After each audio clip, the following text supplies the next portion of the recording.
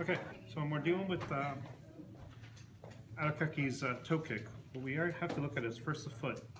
One of the things that we notice is he tells us to put toe, large toe, under the second toe, and middle toe. So what we're talking about is a kick with this toe. Now this does require a lot of training. If you look at it, you can see how thin and delicate the toes of the toe bones are, the phalanxes.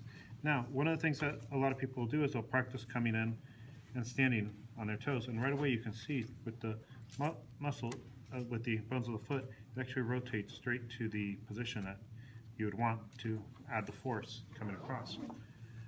In the story of Arakaki's toe kick, his brother asked him to kick him for some money, and so he kicked him in the thigh. We come over here. We can see the thigh here. We see the sartorius here, adductor longus here, and the inguinal ligament here. So we have a little triangle, and in that triangle we have the femoral artery, vein, and a nerve. Now, the way it actually would work is Arakaki would have kicked his brother here.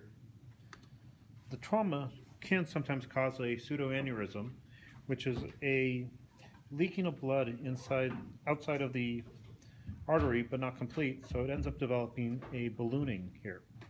As you can see, you have a nerve here, so the ballooning would end up compressing on the femoral nerve. What that would mean is you would end up having severe pain, really excruciating potentially, if it were to occur here. You could have also done damage to the nerve itself, not just the artery.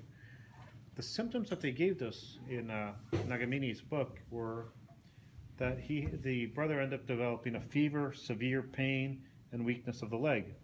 Well, this nerve actually does act on the leg, so it would give you weakness. Severe pain would be easily to see. The other thing is with the pseudoaneurysm, you do end up getting what's called fever of unknown origin, and they say that should be looked at.